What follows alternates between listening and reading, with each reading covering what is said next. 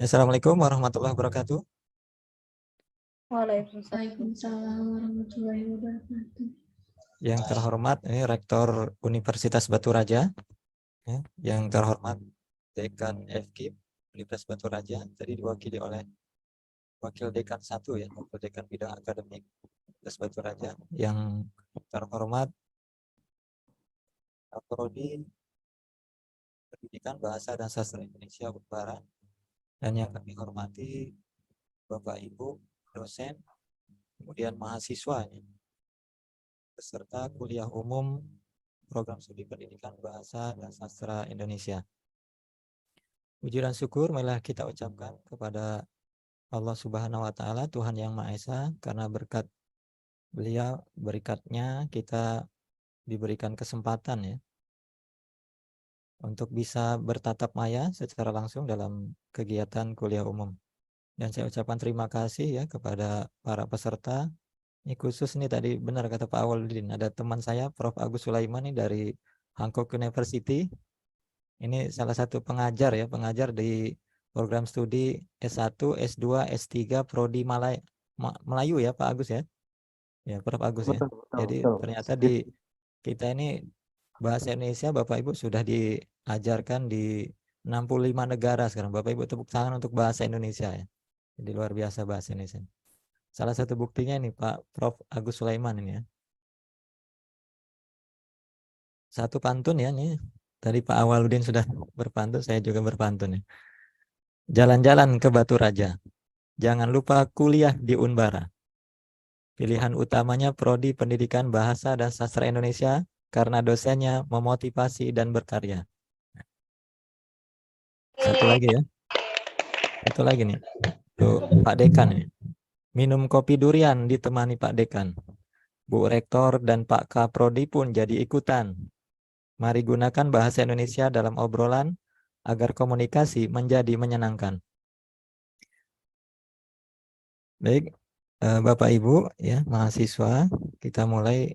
Ini topik saya tadi sudah disampaikan oleh Pak Awaludin ya, terkait dengan bagaimana menjadi pendidik bahasa Indonesia di era 5.0. Untuk berbagi, Bapak Ibu, berbagi layar.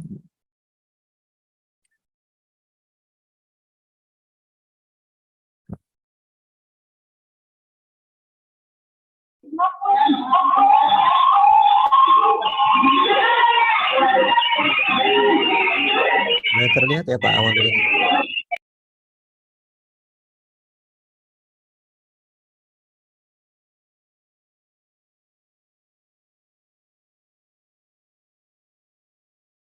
Presentasi saya.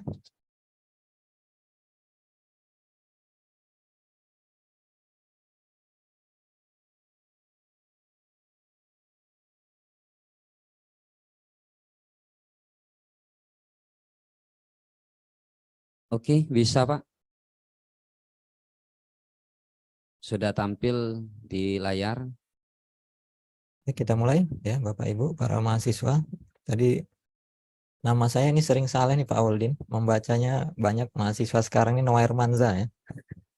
Padahal ini membacanya OE itu U ya. Ini karena masih mengikuti ejaan Fun of Vision ya, Pak, ejaan Swandi. Jadi para mahasiswa kalau OE ini rata-rata kalau nama-nama OE itu dibacanya U ya, Nurmansah ya.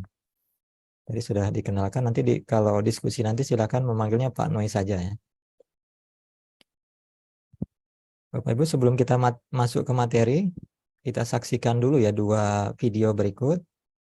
Dua video ini menunjukkan bahwa perbedaan ya antara pembelajaran bahasa Indonesia era lampau dengan era digital sekarang, Bapak Ibu.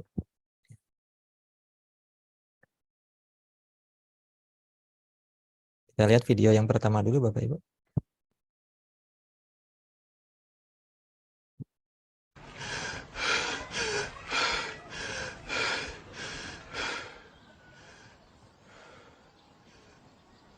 ไม่ไปโรงเรียนเหรอ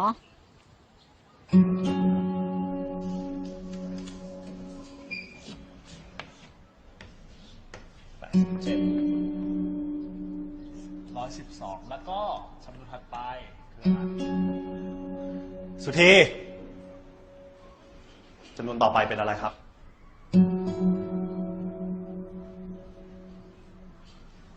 ก็เห็นใจของแกนะ แต่ที่นี่โรงเรียนมันไม่ใช่บ้าน นั่นดี เด็กจะเอาสมาธิที่ไหนไปเรียนนะ เห็นลูกบอกว่าบางทีอ่ะก็ให้เด็กคอยนั่งเฝ้าด้วยนะ ดูแลแม่ครูให้ เอาแม่มาทุกวันแบบเนี้ยสงสารเด็ก จริงๆอะหาคนดูแลเป็นเรื่องเป็นราวอะน่าจะดีกว่า เนี่ยผมกำลังคิดอยู่ว่าผมจะลูกไปเรียนที่อื่น สวัสดีลูกสวัสดี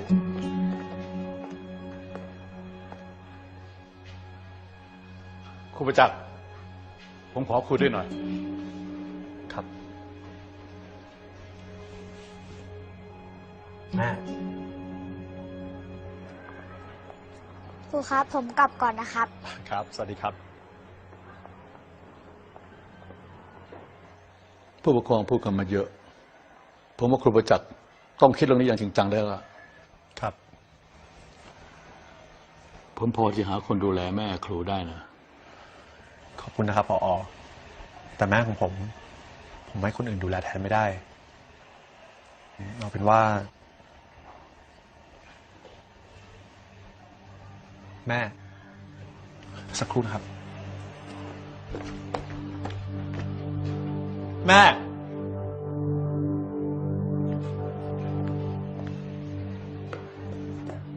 แม่ แม่ แม่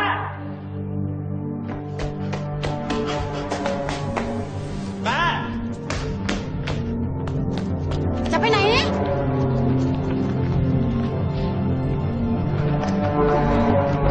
แม่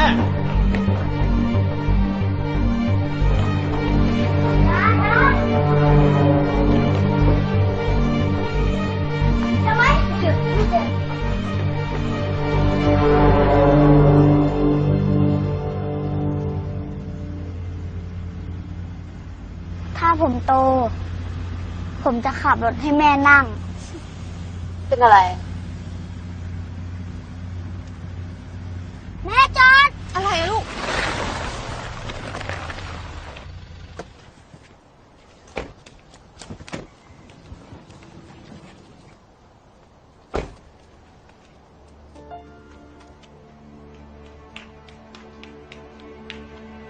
ยาย จะไปไหนครับ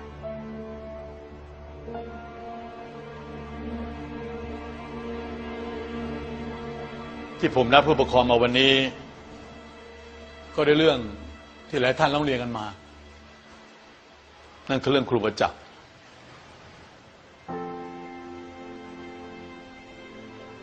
แม่ แม่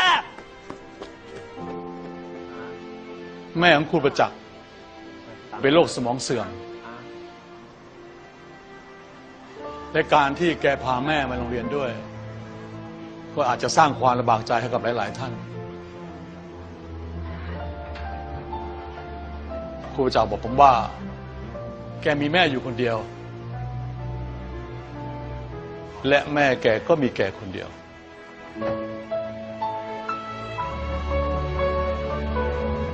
ที่ผ่านมามีหลายโรงเรียน ต้องการให้ครูประจักษ์ไปสอน แต่แกก็ปฏิเสธเพราะอยากอยู่ใกล้แม่ ครูประจักษ์มักพูดเสมอว่า แม่คือผู้ให้ชีวิต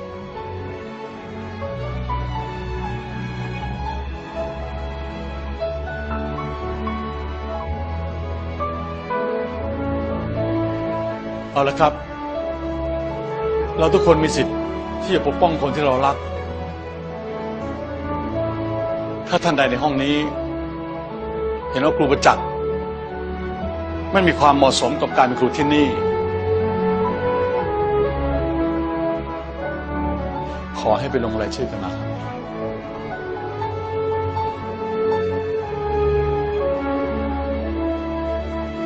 แม่ แม่ แม่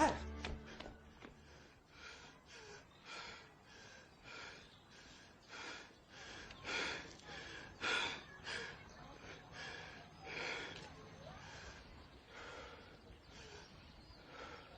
ไม่ไปโรงเรียนเหรอ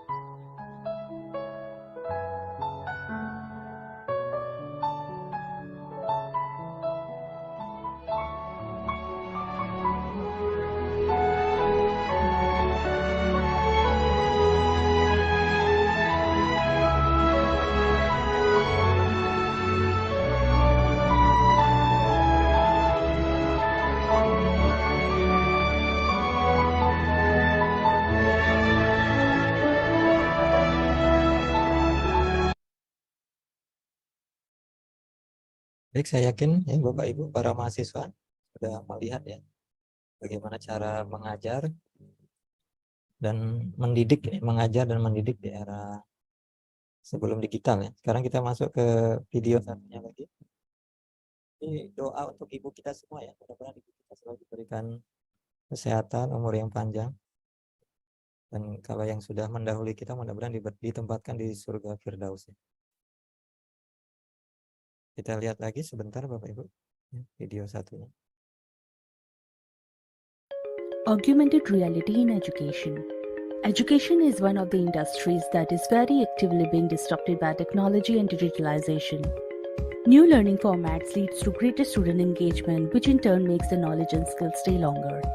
This adaptive technological solution to education is becoming increasingly popular. Education can rather be flexible when it concerns the method of increasing student engagement and interest in learning. Online courses, chat box, gamification, and of course, virtual and augmented reality. Today you can find all of them in the curricula of both primary schools and universities. Today we'll see how augmented reality can help teachers make their students look forward to the upcoming lessons.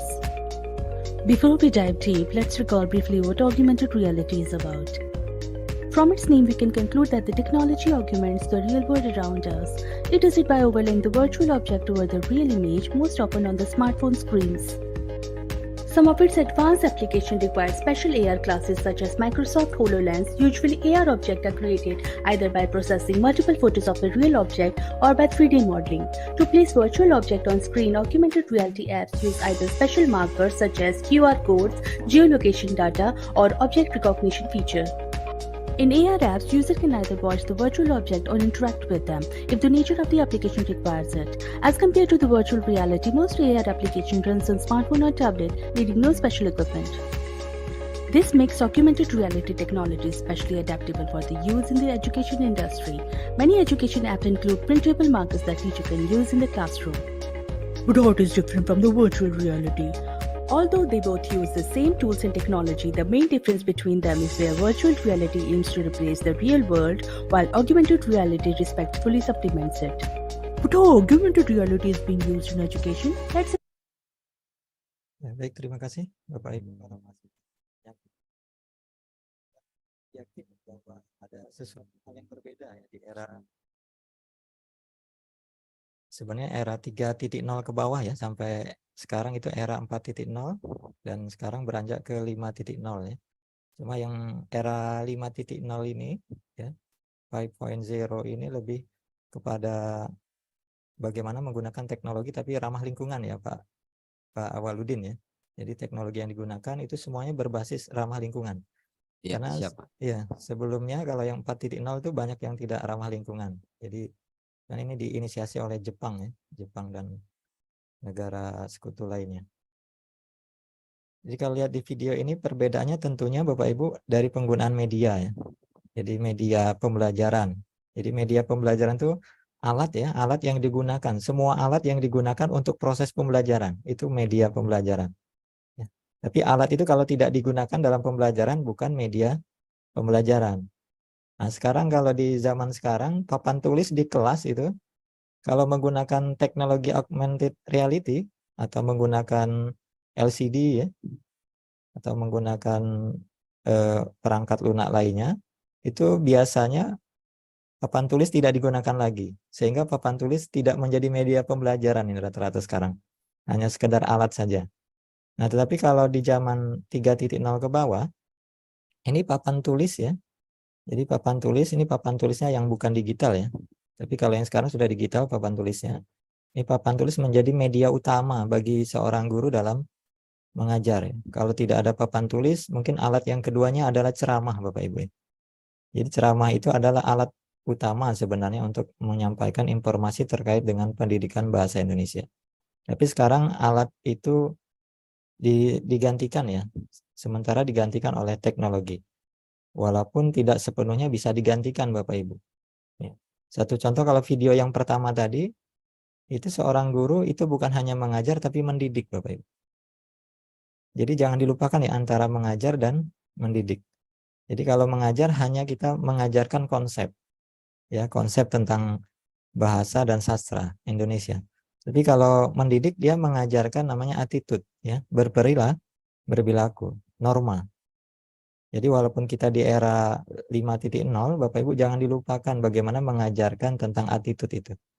Dengan keteladanan ya Bapak Ibu ya. Dengan keteladanan ya mulai kedisiplinan dan lain-lain. Tapi di sini dibuktikan dengan contoh tadi seorang guru itu sangat menyayangi orang tuanya ya.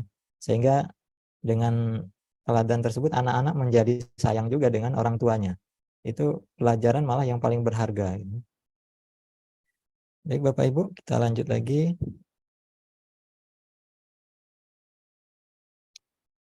Jadi kita berbicara kriteria dulu ya, kriteria pendidikan bahasa Indonesia di era 5.0 tentunya harus berdasarkan undang-undang juga Bapak Ibu. Karena kita menjadi seorang guru bahasa Indonesia atau dosen bahasa Indonesia itu harus mengikuti kebijakan yang ada di Indonesia. Mungkin nanti kalau di Korea nanti bisa berbagi Prof. Agus seperti apa kebijakan di Korea ya. Yang pastinya masalah salary ini Pak Awaludin yang jauh berbeda ya. Masalah penghasilan biasanya agak berbeda. Nah, dasar hukumnya ada 6 ini Bapak ya. Undang-Undang RI ya nomor 14 2005 tentang guru dan dosen ya. Sebagai mahasiswa bahasa Indonesia ini wajib dibaca Bapak Ibu. Dosen juga wajib dibaca apa sih fungsi dan tugas seorang guru dan dosen. Sampai nanti yang terbaru itu Permendikbud nomor 3 2020 tentang SNPT Standar Nasional Pendidikan Tinggi. Nah, yang perlu diketahui kalau nanti menjadi pendidik bahasa Indonesia ya itu harus lulus S1 atau D4. Ini diperbolehkan sekarang Bapak Ibu. Yang lewat D4 itu boleh nanti tes ke PPG. Nanti gelarnya dapat GR Bapak Ibu. Jadi Bapak Ibu yang dari mahasiswa yang dari prodi pendidikan bahasa Indonesia itu nanti bersaing ya. Jadi harus kuat konsepnya. Jadi konsep tentang pendidikan bahasa dan sastra Indonesia harus kuat juga. Jangan sampai kalah dengan pendidikan yang di luar dari pendidikan, di luar dari FKIP. Ya. Di luar dari FKIP seperti misalnya Fakultas Sastra ya. Fakultas bahasa itu belajar tentang linguistik. Mereka memang mendalami. Sehingga nanti kalau tes di profesi ya, pendidikan profesi guru ini juga harus benar-benar konsepnya juga didalami. Kemudian kalau dosen tentunya saya yakin di sini cita-citanya ada yang jadi dosen ya. Saya yakin di Unbara saya yakin mahasiswanya ada yang mau melanjutkan Pak Awaludin nanti. Ya Pak Awaludin ya. Mudah-mudahan. Iya. Ya. Itu biasanya syaratnya ya minimal ya syaratnya S2 ya, S2 linear. Ya nanti ngambilnya S2 lagi, S2 pendidikan bahasa Indonesia kalau selesai S1. S2 sudah ada Pak di FKIP Unbara. Baru mau ya? Sudah ada Ya. 2 program studi. Yang bahasa Indonesia sudah ada ya? Belum ada. Ya, mudah-mudahan segera ada ya.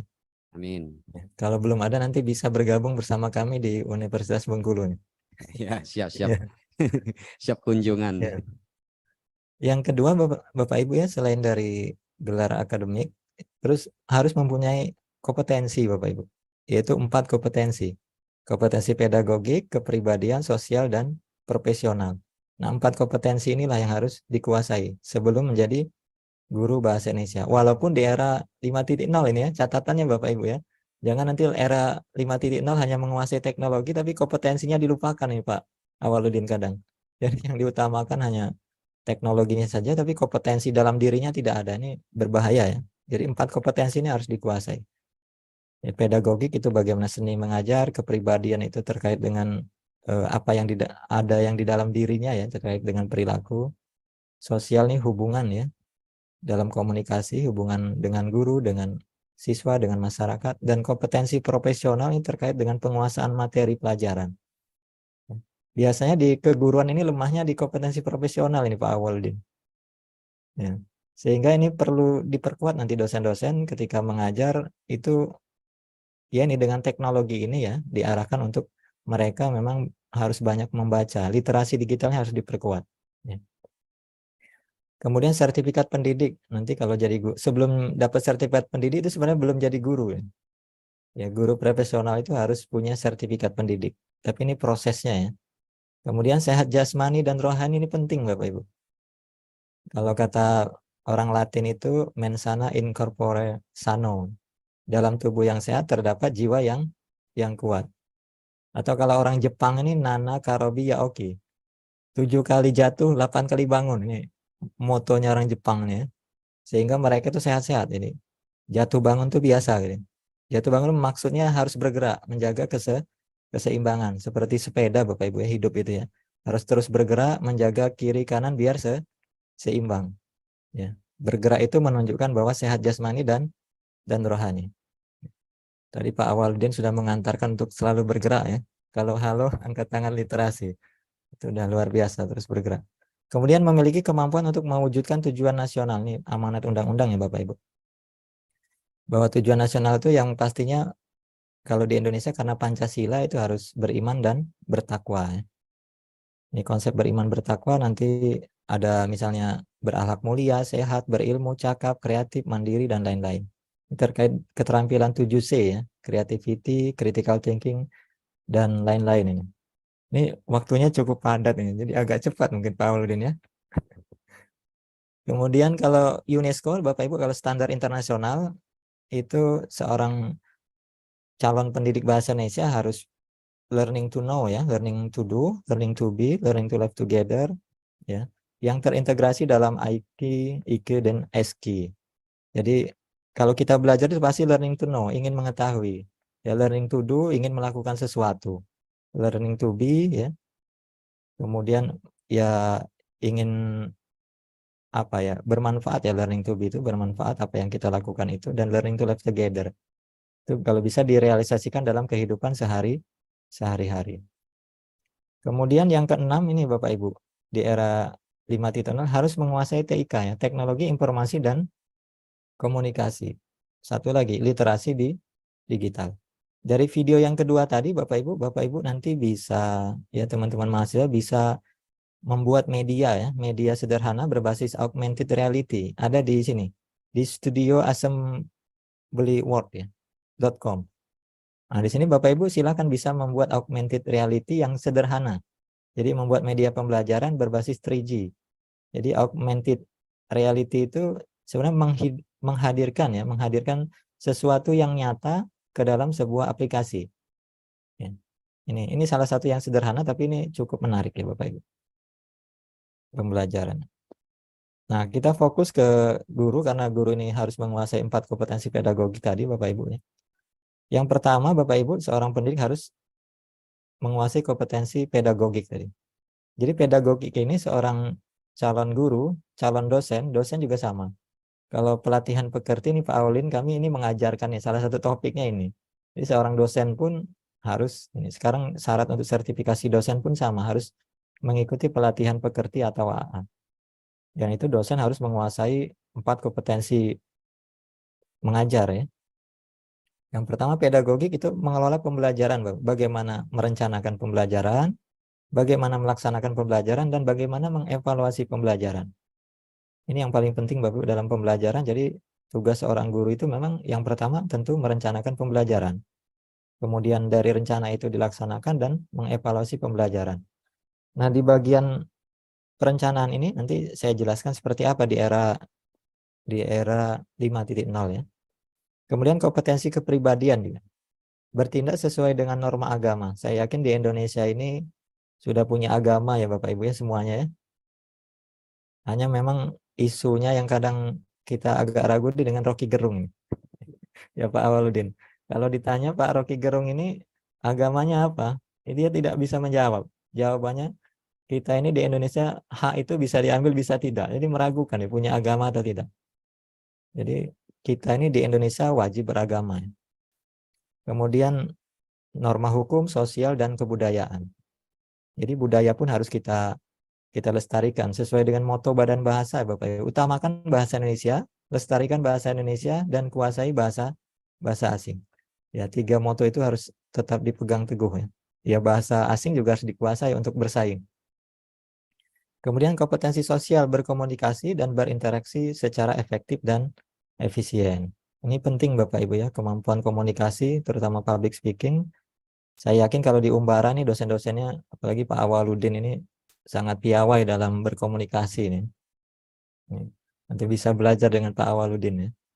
Kemudian kompetensi profesional, ini penguasaan terhadap materi yang luas dan mendalam. Nah, ini yang sering dilupakan oleh mahasiswa juga nih. Mahasiswa dan dosen ini yang kompetensi profesional ini terkadang lulusan yang mau ke profesi ya, ke PPG, mau tes PPG setelah S1 ini Bapak Ibu calon guru ya, mahasiswa ini nanti tes PPG. Apalagi PPG ini 1 tahun dan dibiayai oleh pemerintah full ya. Nah, persiapannya sekarang yang kuliah umum ini rata-rata mahasiswa baru ya Pak Auludin ya. Jadi mulai dari semester 1 ini diperkuat ya konsepnya. Konsep tentang mulai dari linguistik itu harus dipelajari, sastra ya. Kemudian terkait dengan metode pembelajaran, terkait pembelajaran juga ya, seni mengajar juga. Nah, Bapak Ibu, ciri khas pembelajaran bahasa Indonesia di era 5.0 yang dulunya itu tidak active learning ya, pasif kalau dulu ya. Maksud pasif ini seluruhnya itu materi itu hanya dosen saja yang memberi, mengajarkan. Sehingga metodenya pun ya ceramah semua gitu ya, rata-rata. Walaupun sekarang memang kita tidak bisa lepas dari ceramah. Tapi porsinya ceramah itu sebagai namanya pemberian penguatan saja. Ya. Jadi active learning ini cirinya Bapak Ibu, kalau teorinya Bloom ini ya, level kognitif ini sebenarnya dikembangkan oleh Anderson dan Kurzweil ya. Mulai dari remembering, understanding, applying, analyzing, sampai ke creating. Jadi bagaimana kita itu mulai dari mengetahui, memahami, menganalisis, sampai menciptakan. Jadi proses pembelajaran kalau nanti jadi guru, ya jadi dosen, itu kalau bisa bervariasi. Sesuai dengan level ya, level kemampuan siswanya. Kalau level anak SMP nanti ngajarnya mungkin remembering, understanding. Nanti SMA sudah ke sampai applying SMP. Kalau SMA nanti misalnya sampai analis ke creating juga, tapi creatingnya yang sederhana. Nanti kalau udah perguruan tinggi levelnya ya rata-rata analis sampai ke creating. Ya. Rata-rata. Nanti CPL-nya juga, Bapak, CP-nya juga kalau bisa. Kalau C1 sampai C3 ini mungkin SKS-nya hanya 2 SKS. Tapi kalau CP-nya nanti capaian pembelajarannya itu C3 sampai C6 itu biasanya menggunakan level untuk SKS-nya di atas 3 SKS. Bahkan ada praktikumnya. Karena biasa di salah satu untuk penilaian akreditasi kalau prodi itu minimal 50% itu bagus, ada praktikumnya Pak Awaludin. Jadi pembelajarannya itu pembagian mata kuliahnya praktikumnya kalau bisa ada 50% kalau nilainya mau 4 itu. Jadi itu salah satu cara kalau mau akreditasinya bagus. Ya, akreditasi unggul. Kemudian pembelajarannya juga jangan hanya ini kalau hanya membaca itu biasanya hanya 10% ingatan yang diperoleh siswa ya, peserta didik. Kalau hanya mendengarkan itu 20%. Saya yakin Bapak Ibu di sini mahasiswa kalau hanya mendengarkan dari saya saja itu hanya 20%. Tetapi ini kan sudah ada visual ya, seeing ya. Melihat visual atau istilahnya sekarang memirsa. Jadi keterampilan berbahasa itu ada tambahan memirsa ya Bapak Ibu. Bukan hanya menyimak, membaca, tapi ada memirsa ya, berbicara dan menulis. Jadi memirsa ini contohnya nih, Bapak Ibu sekarang sedang melihat visual. Bukan hanya audio tapi visual, itu memirsa Bapak Ibu. Ya, teman-teman mahasiswa. Jadi kemampuan memirsa itu melihat sesuatu yang visual ya. Itu namanya memirsa.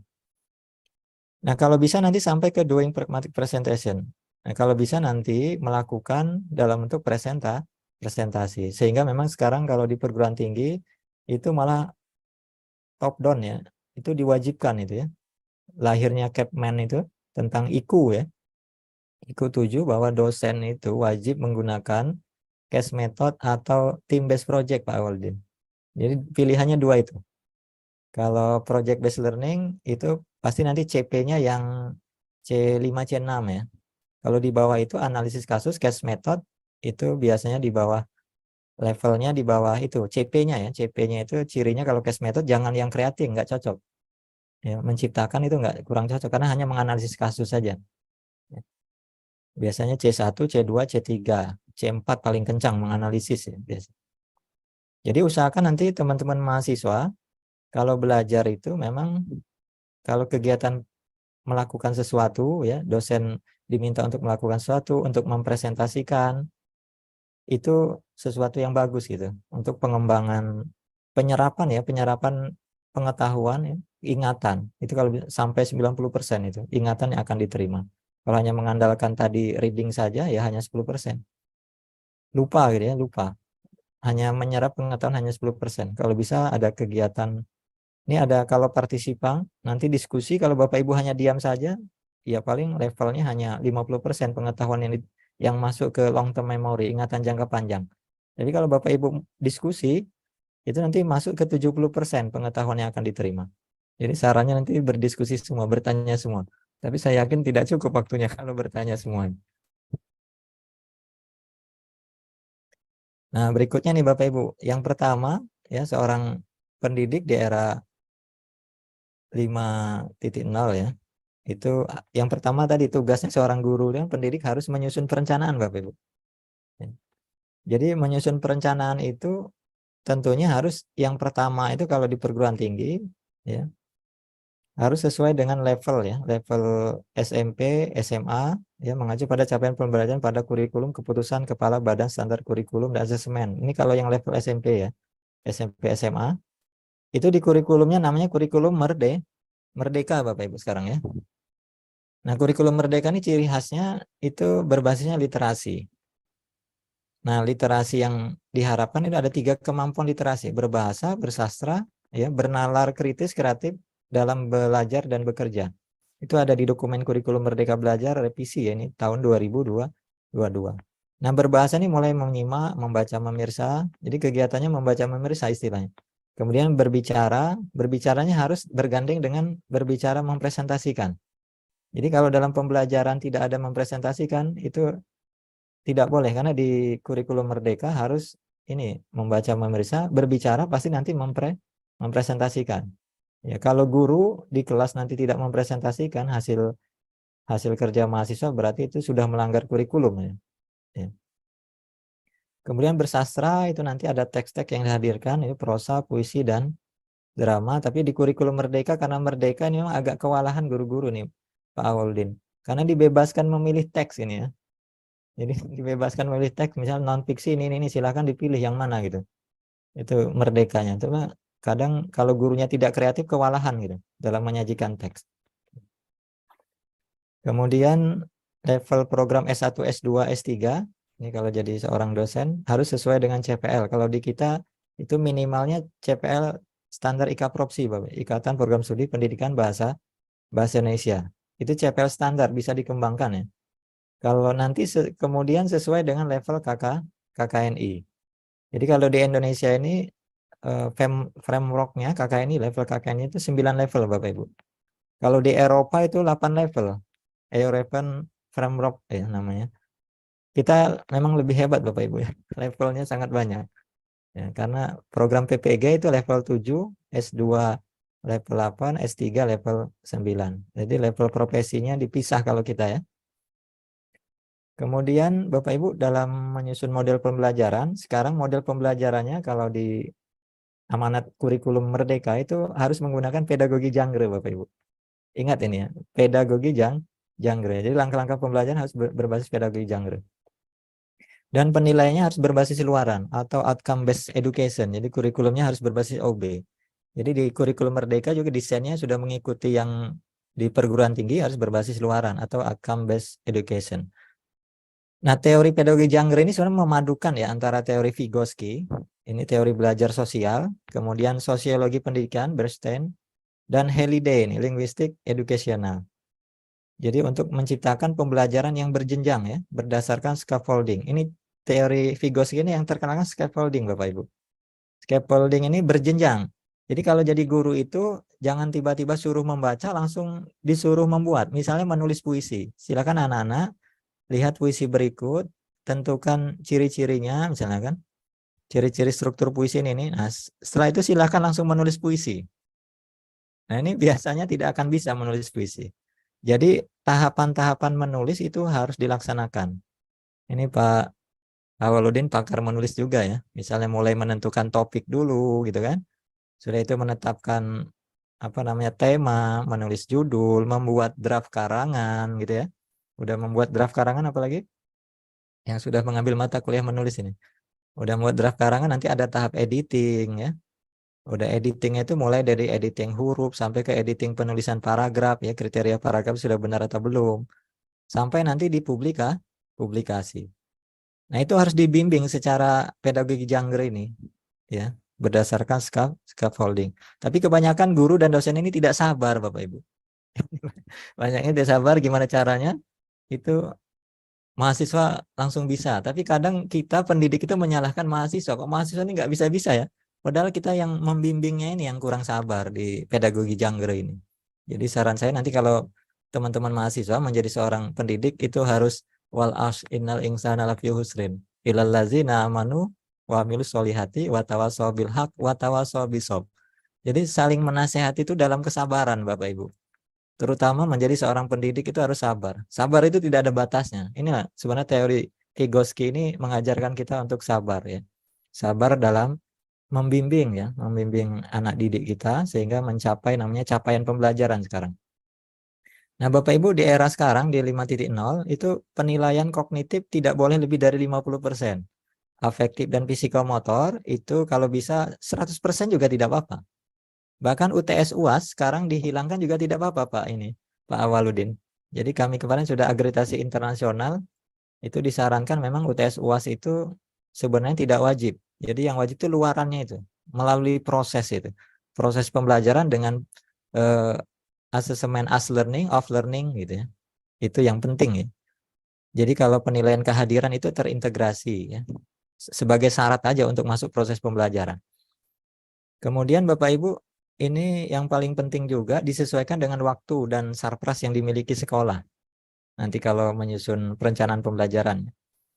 Baik itu di RPS, RPP. Ini waktu kalau perguruan tinggi 50 menit tatap muka, 60 menit penugasan terstruktur, 60 menit belajar mandiri untuk 1 SKS. Ini ya. Ini kalau jenisnya kuliah, kalau dalam bentuk praktikum langsung 170 menit per 1 SKS. Kalau untuk SMP itu 1 JP-nya 40 menit. Kalau SMA 1 JP-nya 45 menit. Ini jumlah-jumlahnya bisa dibaca lah nanti ya. Tapi intinya perbedaannya itu kalau di SMA itu 50 menit, kalau SMA 45 menit, SMP 40 menit, perguruan tinggi 50 menit lah itu. Intinya, jam pembelajarannya. Kemudian sarpras ini yang penting Bapak Ibu untuk mendukung ya. Kelasnya seperti apa? Walaupun kriteria kelas kalau menurut Brown itu hanya 15 kelas Pak Awaludin. Kalau di Indonesia nih rata-rata di atas 15 ya. Kecuali kalau mahasiswa S2 nih biasanya. Mahasiswa S2 nih biasanya ya 15, 10, paling kencang 25 ya.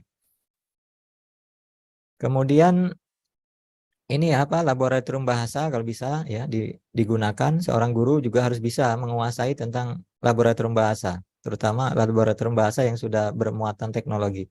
Nah, media pembelajaran kalau bisa sekarang augmented reality Bapak Ibu. Itu kata kuncinya sekarang tuh medianya harus menggunakan augmented reality. Kemudian buku ajarnya kalau bisa digital juga ya. Bapak Ibu nanti mungkin lanjut dengan bagaimana membuat augmented reality dan buku ajar karena waktu ini tidak sempat kita Pak Aulin ya. Kemudian disesuaikan dengan kemampuan era 5.0 nih, literasi dasar ini ya. Ini menurut Harvey Graf dan kawan-kawan. Itu ada literasi baca, literasi numerasi, literasi sains, literasi digital. Yang paling penting ini literasi digital. Bagaimana kita bernavigasi menemukan informasi di Google ya. Kemudian keterampilan 7C ini penting juga. Kalau yang tahun 4.0 itu 4C, sekarang sudah 7C. Ya, yang paling penting kalau di 7C untuk 4.0 itu ada computing ya. Bagaimana mengoperasionalkan sebuah perangkat lunak, terutama itu coding ya. Bagaimana membaca coding Bapak Ibu. Kemudian juga harus memahami tentang konsep 8 program MBKM. Nah, Bapak Ibu dalam melaksanakan pembelajaran itu penting beberapa hal berikut Bapak Ibu. Yang pertama, seorang guru harus menguasai 8 keterampilan mengajar. Ini menurut bukunya Micro Teaching Sakila 2010. Ada 8 keterampilan mengajar ini. Ini jangan dilupakan ini.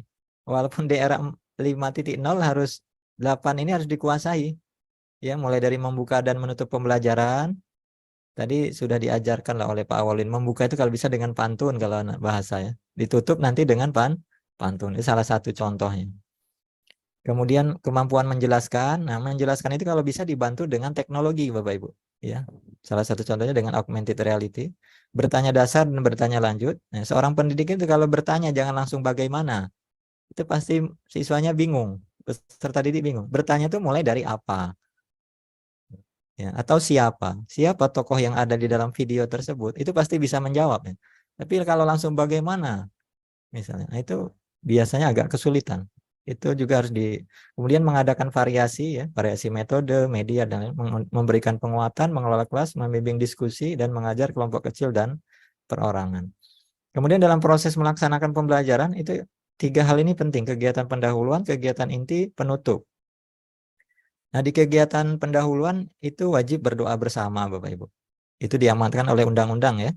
Kemudian mengecek fisik dan psikis ini juga diamanatkan dalam undang-undang, standar proses Bapak Ibu. Jadi jangan dilupakan ini. Jadi mengecek mahasiswanya sudah makan atau belum. Kalau belum makan nanti ditraktir sama Pak Awaludin gitu kan sebagai.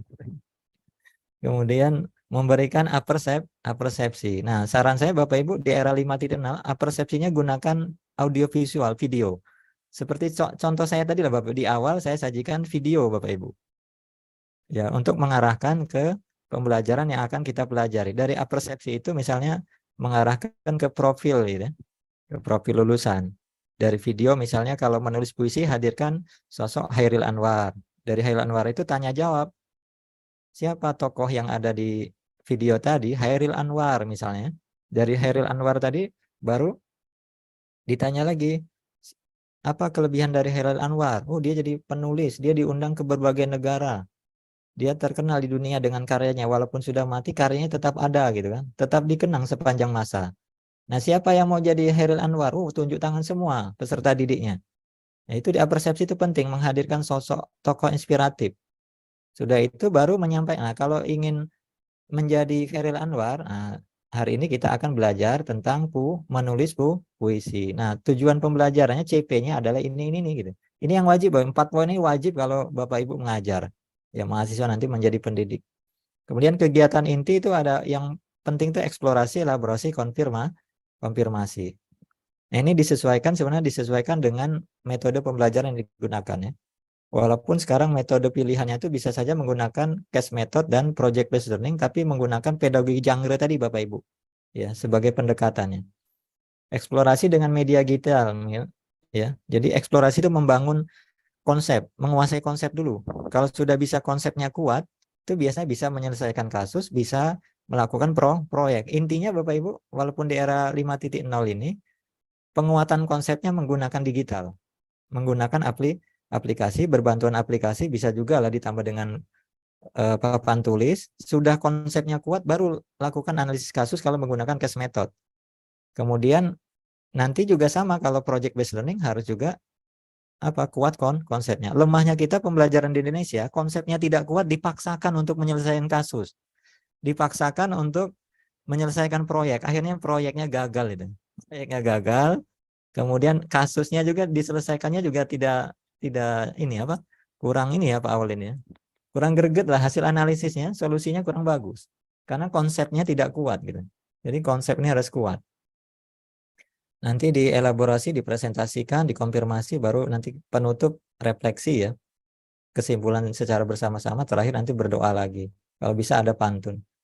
Nah, nanti model yang diterapkan Bapak Ibu, ini pedagogi genre ya, teori Vygotsky tadi, atau bisa yang sealiran lah dengan pedagogi genre ini. Kemudian CIEL, ya, PJBL, PBL, case method. Nah, perlu saya sampaikan Bapak Ibu ya, para mahasiswa, antara case method dan problem based learning ini ada kemiripan, sama-sama kasus ya. Sama-sama kasus, tetapi bedanya kalau case method ini harus kuat dulu konsepnya. Jadi penguatan konsep dulu di awal kalau case method. Kalau PBL, problem based learning, itu tidak perlu penguatan konsep dulu. Itu bedanya ya, langkah-langkahnya nanti antara problem based learning dengan case method. Tapi banyak juga pakar itu menyamakan nih Pak Aulin, padahal berbeda itu. Nah, silakan nanti dibaca beberapa buku antara perbedaan case method dan PBL itu ada. Ya. Kemudian ini tadi ya, langkah-langkahnya kalau pedagogi genre, penjelasan dulu, membangun konteks, kemudian pemodelan, ya diberikan oleh seorang dosen bersama siswa ya, peserta didik. Kemudian pembimbingan lagi, joint construction. Nanti ini joint construction secara bersama-sama, nanti secara mandiri, independent construction ini. Ini penting, sehingga nanti bisa membuat teks. Karena bahasa Indonesia ini wujudnya sebenarnya membuat teks ya Bapak Ibu ya. Ya para mas, membuat teks. Kemudian berikan penghargaan, ini penting Bapak Ibu. Ini teorinya behavior ya, John Watson, Pavlov dan Skinner ini. Jadi setiap kegiatan dilakukan oleh mahasiswa, siswa itu harus diberikan penghargaan atau reward Bapak Ibu. Bisa secara lisan, wah luar biasa, wah keren. Ya. Jadi kalau kata Quraish Shihab itu jangan sampai kita mendidik anak itu Bapak Ibu, mendidik anak itu jangan sampai memukul ya Bapak Ibu, karena itu sangat membekas itu. Jangan sampai ya, memukul jangan sampai ya. Kemudian jangan juga mengujarkan kata-kata makian Bapak Ibu. Makian itu sepertinya apa? Apa Bapak Ibu? Kalau makian, contoh makian kalau di Unbara apa kira-kira kalau masyarakat Batu Raja ini makiannya apa misalnya? Tidak ada ya di Unbara ya kalau makian. Intinya kalau yang makian ini tidak boleh. Kalau Quraish bilang kalau kita memperoleh anak itu sebenarnya pada dasarnya itu putih semua ya Bapak Ibu. Pintar semua sebenarnya. Ya, baik semua, tapi lingkungan yang mempengaruhi. Jadi jangan salahkan siswa atau peserta didik, sebenarnya lingkungan yang membentuk itu. Jadi tugas kita bagaimana mengarahkannya. Biasanya kalau Pak Horisiap tuh bilang ya mengucapkan Allahu Yahdi. Ya, kalau di dalam Muslim ya, konteksnya Muslim itu biasanya Allahu Yahdi, berilah petunjuk yang benar pada siswa-siswa. Kadang kita pasti menemui ya mahasiswa yang agak bandel-bandel dikit lah. Sebenarnya bukan bandel, itu karena lingkungan yang mempengaruhi. Jadi harus diberikan lisan, ya penghargaan secara lisan, kinesik, bahkan kalau bisa hadiah yang membangun Bapak Ibu. Ya, kotaknya besar misalnya, tapi isinya buku satu ya tidak apa-apa. Atau pena satu, tapi kotaknya besar, jadi dikemas. Nah ini yang penting Bapak Ibu, kegiatan penjelasan nanti, penguatan konsep, itu harus menggunakan dua hal ini. Nah, ketika penjelasan konsep menggunakan augmented reality, itu bisa Google Lens atau Assembler tadi ya. Kemudian diminta mahasiswa juga masuk ke IPUSNAS ini, ya meminjam buku secara digital di IPUSNAS, kemudian mencari buku gratis di pdfdrive.com, membaca buku-buku komik dan lain-lainnya di Badan Bahasa ini, di produk, ada, EYD pun ada di sini. Kemudian Bapak Ibu di buku-buku gratis, ya ingat ya, buku-buku gratis yang berbahasa Inggris ada di litgen.is. Ini buku-buku babon Bapak Ibu, Pak Awaludin. Ini buku-buku babon kalau ingin menulis yang internasional bereputasi di sini. Ya, di litgen.is ini, kemudian bisa juga di crossref ya .org, gutenberg.org, Open Library. Nah, ini ada semua di buku-buku. Open Library ini kalau novel-novel ini. Jadi kalau ada materi novel silakan misalnya membacanya di sini. Kemudian penugasannya bisa minimal Google Drive lah ya. Karena pendidik. Tapi kalau di zaman mahasiswa sekarang ini udah terbiasa Google Classroom, Moodle, LMS, atau minimal YouTube. Ya, menghadirkan video yang diunggah di YouTube. Nah ini kalau dalam evaluasi Bapak Ibu ya, jadi seorang pendidik itu harus gunakan variasi asesmen. Biasanya harus mendiagnosis dulu ya, mendiagnosis seperti apa kemampuan. Ada yang, jadi kita baca dulu kemampuan mahasiswa kita, siswa kita, peserta didik kita itu ada yang introvert atau ekstrovert gitu ya. Itu harus didiagnosis dulu pertama seorang pendidik itu, sehingga bisa memetakan metode pembelajaran yang tepat. Sudah itu melakukan formatif, istilahnya assessment for us learning ini. Formatif ini biasanya pembelajaran 1 kali CP atau 1 kali KD istilahnya kalau dulu ya. 1 kali pembelajaran dinilai. Nah kalau dalam 1 semester namanya sumatif atau assessment of learning. Ini biasanya tesnya tes akhir ya, semesteran. Biasanya mahasiswa diberikan UAS itu namanya sumatif. Kalau ya UAS UTS namanya sumatif ya. Kalau formatif itu per pertemuan. Kemudian gunakan variatif tes terutama untuk mencapai keterampilan. Ya. Kalau bisa nanti memang ada tes esai, pilihan ganda, tes unjuk kerja ini yang paling penting kalau dites ya. Kalau non tes bisa observasi, wawancara, angket, atau penilaian afektif dengan observasi, penilaian diri teman sejawat, penilaian kognitif dengan tes lisan, tes penugasan, psikomotor misalnya dengan praktik, produk, proyek, atau penilaian portofolio. Nah, penyusunan tes pun harus sesuai dengan langkah-langkah penyusunan tes. Membuat kisi-kisi sampai ke membuat soal ya. Soal itu biasanya kalau pilihan ganda standarnya 50 soal. Disusun berdasarkan level peserta didik, lots apa HOTS ya. Ini juga penting Bapak Ibu kalau mengevaluasi. Kemudian juga di era digital sekarang menggunakan KHOTS ya. Nanti tesnya itu biasa menggunakan KHOTS, Quizzes ya, atau Google Form yang sederhana. Tidak apa-apa. Ya, itu yang di era sekarang menggunakan aplikasi ini. Rubrik penilaiannya tadi ya, kalau kognitif pengetahuan itu maksimal 50%, kalau bisa afektif dan psikomotor yang lebih. Nah, ini yang juga dilupakan oleh pendidik ya, hasil evaluasi pembelajaran yang sudah dibuat oleh peserta didik. Kalau bisa dikembalikan pada peserta didik. Ini yang jarang dilakukan oleh peserta didik. Ini menghargai karya ya. Kalau bisa dikembalikan pada peserta didik. Jadi tahu apa kelemahannya gitu kan. Kemudian disampaikan secara transparan melalui aplikasi. Kemudian dipajang apabila suatu karya, jadi dipajang. Biasanya anak-anak SD ya Pak Awaludin ini masih dipajang. Kalau anak-anak kampus ini jarang dipajang. Kemudian dilakukan remedial bagi yang belum mencapai. Dan satu lagi nih, ini biasanya kalau akreditasi internasional Pak Awaludin yang ditanya ini, diberikan waktu banding nilai kepada peserta didik. Jadi peserta didik itu juga boleh komplain nilai kepada seorang guru. Jadi ada aturan untuk banding nilai. Jadi banding nilai itu mahasiswa yang tidak terima dengan nilainya boleh mengajukan banding gitu. Ini aturan yang penting sekarang. Jadi ada transparansi lah di sini ya, untuk ya siapa tahu dosennya lupa gitu kan. Ya. Baik, saya kira demikian ya Bapak Ibu ya. Karena waktu terbatas, mudah-mudahan nanti lewat diskusi. Saya kembalikan kepada Pak Dr. Awaludin MPD. Terima kasih. Amin. Terima kasih Prof. Norman Zani. Saya sering panggil Prof juga ini kalau di chat WA.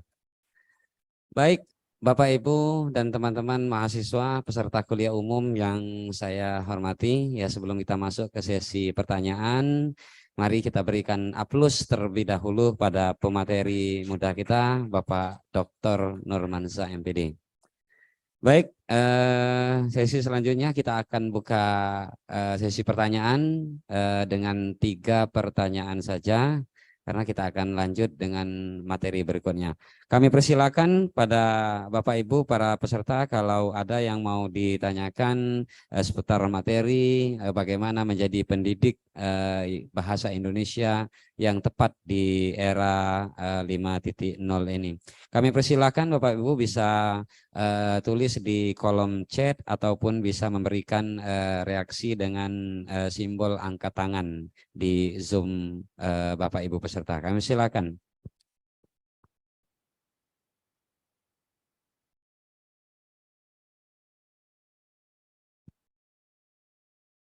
Baik, kami silakan pada para peserta atau langsung angkat tangan. Kami harapkan kembali kepada teman-teman peserta ini bisa mengaktifkan kembali kamera Zoom-nya karena ini putih semua, ini fotonya. Ya, alhamdulillah mulai masuk lagi aktif. Buat teman-teman peserta yang kami hormati, peserta yang sangat luar biasa, kami mohon berkenan untuk diaktifkan kembali kamera Zoom-nya karena kita akan mulai sesi pertanyaan ya atas telah disampaikan materi seputar bagaimana menjadi pendidik yang tepat di era 5.0 ini khususnya dalam pembelajaran bahasa Indonesia. Silakan buat para peserta kalau ada yang mau dipertanyakan atau mau menyampaikan masukan ya untuk kita bersama dalam kegiatan kuliah umum ini, kami silakan bisa memberikan reaksi langsung. Raise hand tadi Pak, kayaknya Pak Uum ya kayaknya itu raise hand tadi.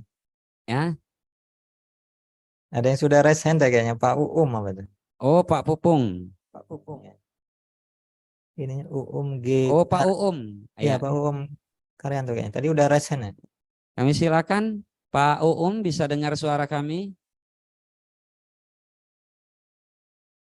Uum G. Karyanto. Iya, Uum G. Karyanto yang biasa menuliskan nama dengan karyanya UGK. Silakan Bapak UGK. Pak Uum bisa mendengar suara kami? Suaranya kayaknya masih mute itu. Iya. Suaranya masih mute, belum di Pak unmute. Uum. Mohon responnya Pak Uum bisa didengar?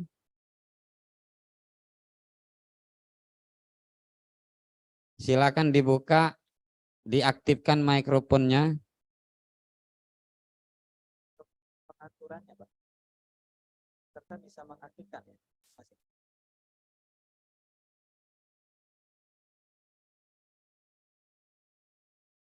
Silakan Pak Uum. Pak awal itu dibuka ya.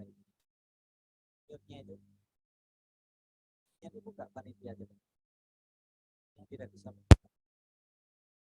Pak Uum.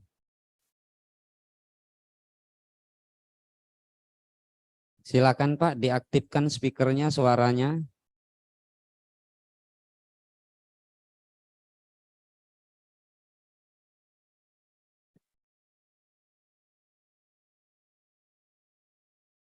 Uum.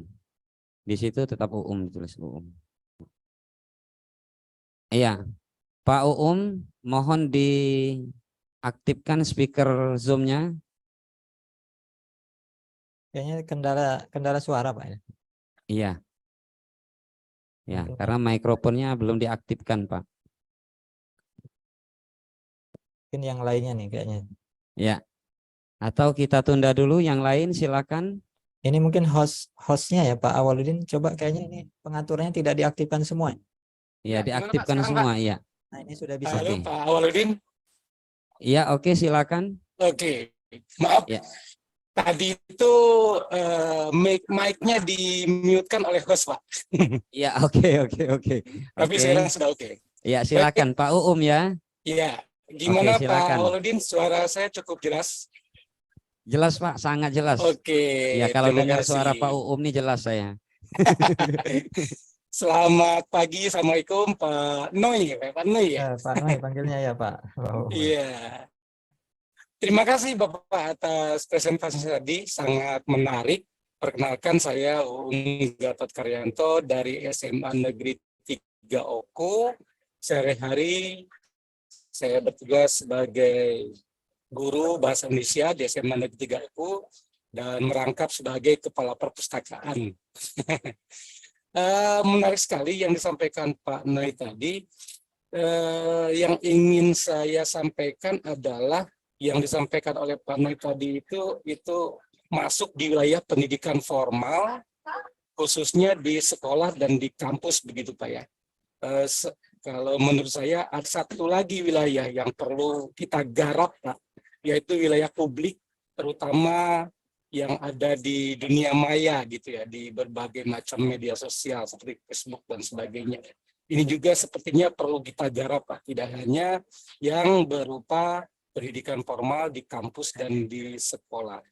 Jadi mungkin saya ingin menanyakan bagaimana Pak strateginya kita untuk bisa memberikan pendidikan bahasa Indonesia ini di media sosial secara efektif. Mungkin sebagai tambahan informasi Pak Noi, saya sendiri aktif membuka ruang diskusi di media sosial khususnya Facebook yang bisa dijadikan ajang diskusi dalam hal bahasa Indonesia. Mohon Tetapi izin mungkin Pak ada Uum. Izin Pak Uum. Ya, silakan Pak. Izin Pak Uum. Ya. Ya, mohon difokuskan ke pertanyaan Pak Uum. Ya, mohon difokuskan ke pertanyaan. Baik. Ya, oke, terima kasih. Pertanyaan intinya itu adalah bagaimana strategi kita untuk melaksanakan pembinaan bahasa Indonesia tetapi tidak di dalam lembaga resmi seperti kampus dan sekolah, mungkin di media sosial. Itu saja Pak Noi, terima kasih.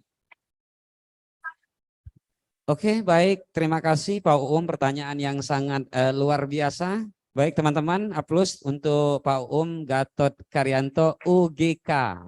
Ini ya, iya teman di dunia maya juga ini ya, yang sering membuat status tentang kata baku dan tidak baku di media sosial Facebooknya. Oke, terima kasih Pak Kami persilakan Pak, iya, Pak Dr. Nurmansyah untuk segera ditanggapi. Iya.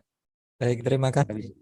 Ini luar biasa pertanyaan Pak ya, di luar batas ini Mas. Jadi terkait dengan kita sebagai pendidik ya, pendidik bahasa Indonesia, memang tadi ya kompetensinya bukan hanya sebagai kompetensi profesional dan pedagogik, tapi ada kompetensi sosial ya.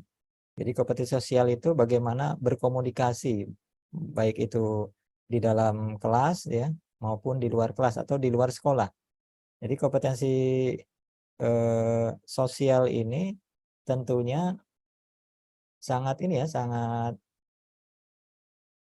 sangat berpeluang ya bagi seorang pendidik bahasa Indonesia, terutama membuat ya media-media pembelajaran ya, media-media pembelajaran yang itu di-share ya, dibagikan kepada masyarakat luas ya, untuk dikonsumsi, mulai dari misalnya penggunaan bahasa yang santun itu seperti apa misalnya. Kemudian bagaimana pembelajaran ya, kalau untuk umum Pak biasanya terkait dengan penggunaan bahasa Indonesia ya, tidak fokus ke hal-hal yang ini ya, karena konsumsinya untuk umum ya. Kalau yang untuk umum itu misalnya bagaimana berbahasa santun yang baik misalnya dalam forum resmi. Kemudian bagaimana berpidato yang baik misalnya.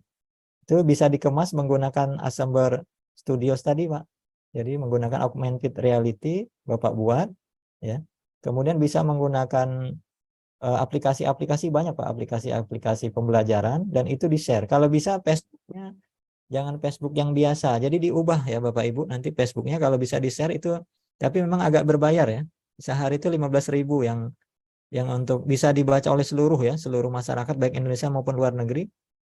Ya. Tapi kalau Facebook ini wilayah jangkauannya biasanya umur-umur berapa ya? Umur 30 ke atas Pak Jadi kalau nanti Pak hanya di Facebook ya, yang menerima itu ya usia-usia 30 ke atas ya. Tapi kalau Instagram, nah itu biasa anak-anak muda ya. Saya yakin anak-anak muda sekarang di sini banyaknya milih Instagram. Kalau yang Facebook biasanya mereka berjualan aja Pak berjualan aja. Jadi sebagai kesempatan bagi kita seorang pendidik bahasa Indonesia mengenalkan ya, terutama mengenalkan bahasa Indonesia ya, bahasa Indonesia yang santun itu seperti apa, karena sekarang banyak masyarakat baik itu ya anak kecil, muda, tua itu banyak menggunakan bahasa Indonesia yang kurang santun. Jadi kita kalau bisa menghadirkan bahasa santun itu seperti apa. Bahkan ya bukan itu saja ya, mungkin memberikan teks-teks bagaimana berpidato yang baik ya. Bagaimana menulis juga yang baik gitu. Itu bisa Pak. Itu peluang besar ya untuk kita.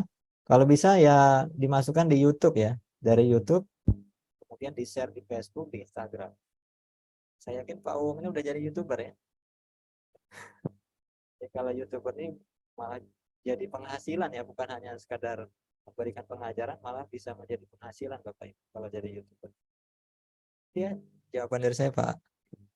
Saya kembalikan ke Pak. Ya baik, terima Awaludin, kasih ya Pak Dr. Nurmansyah sudah memberikan tanggapan secara langsung atas pertanyaan yang sudah disampaikan oleh peserta luar biasa kita. Ada Bapak Gatot Karyanto dari SMA Negeri 3 Oku ya. Bagaimana melakukan strategi pembinaan bahasa Indonesia di media sosial. Pak ini sudah sangat sering melakukan pembinaan ini di media sosial ya, khususnya di Facebook yang sering nge-share tentang seputar kata-kata baku dan juga kritik tentang kesalahan dalam berbahasa Indonesia. Oke, terima kasih Pak Aplaus yang meriah buat Pak dan juga pemateri kita Bapak Dr. Nurmansyah. Ya, masih kami berikan kesempatan kepada peserta satu pertanyaan lagi karena waktunya kita dibatasi oleh waktu. Kami silakan pada para peserta ya, atau dari teman-teman mahasiswa baik yang dari Universitas Batu Raja ataupun yang dari Bengkulu dan lain-lain, kami silakan. Oh, atau ada yang bertanya di kolom chat ya? Ada satu masuk di kolom chat ini. Ya, baik, kami bacakan pertanyaan dari kolom chat ini. Mohon izin bertanya, Pak, adakah tips dan trip? Nah, kalau ini bukan trip tapi trik ya. Kalau trip jadi perjalanan dia. Dan trik bagi kami calon guru atau pendidik supaya memiliki kompetensi yang diinginkan oleh pendidikan di era 5.0. Baik, pertanyaan yang luar biasa dari peserta kita, dari Delvi Sela. Kami silakan. Kami silakan Pak Norman Ya untuk baik, terima memberikan kasih. tanggapan. Ya terima kasih Pak Dr. Awaludin. Tadi Delvi ya, Delvi Sela Rosiani. Ini pertanyaan luar biasa. Triknya ya, tips dan trik atau strategi lain. Jadi strateginya yang pertama harus open ended ya Bapak ya, Dela ya, Bapak Ibu. Jadi open ended itu menerima informasi yang baru. Jadi jangan merasa bahwa kita itu sudah punya pengetahuan lebih lah. Jadi kalau ada informasi baru kita pelajari ya.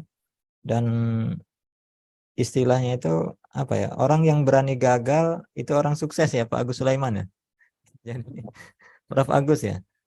Jadi maksudnya itu kita ini pasti akan mengalami namanya masalah, kegagalan-kegagalan gitu ya. Dan itu orang sukses pasti akan mengalami itu. Jadi triknya itu ya. Jadi kalau bisa ya salah satunya ini sudah salah satu strategi mengikuti seminar ya. Mengikuti seminar di bidang pendidikan bahasa Indonesia ini salah satu cara ya. Salah satu caranya ini. Kemudian diupayakan harus kuat literasinya. Literasinya ya literasi yang manual membaca ya. Harus sering-sering ke perpustakaan.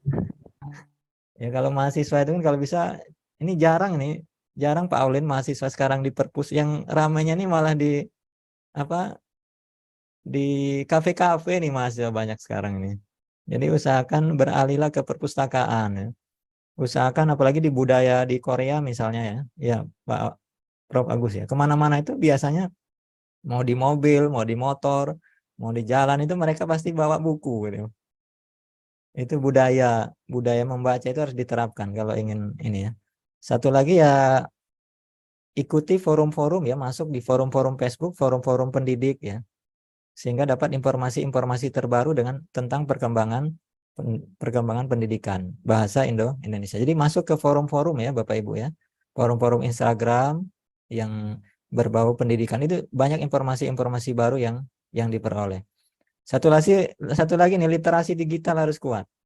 Tadi di tayangan saya Bapak Ibu itu ada sekitar 10 ya, 10 apa ya, informasi digital, buku gratis ya di sana, buku e-book gratis, jurnal gratis ya.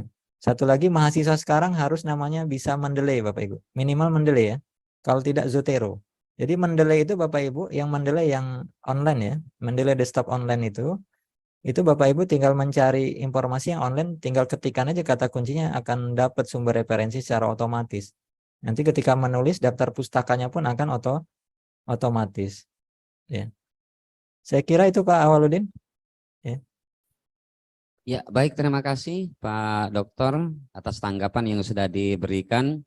Bapak Ibu dan teman-teman peserta yang saya banggakan, yang sangat luar biasa. Ya, sekali lagi sebelum kita tutup untuk penyampaian materi yang pertama ini, kami persilakan kepada teman-teman, marilah kita berikan aplaus yang meriah kepada pemateri handal kita, Bapak Dr. Nurmanza SPD MPD, ya dosen pasca sarjana di Universitas Bengkulu, dan mudah-mudahan ini Pak Dokter kita jumpa lagi di lain materi. Ini sudah bisa meraih gelar tertinggi dosen ya, menjadi seorang guru besar, Profesor Dr. Nurmanza MPD. Amin. Amin. Karena kalau dari segi tulisan beliau ini sudah sangat aktif, internasional bereputasinya. Saya lihat itu sudah 10 atau lebih tulisan yang terindeks Scopus dan terakreditasi di Sinta 1, 2, dan 3. Terima kasih. Ya, terima kasih Pak Norman. Satu kata dari saya ya. Iya. Belum saya tutup nih. Iya. Nanti closing statementnya Pak ya.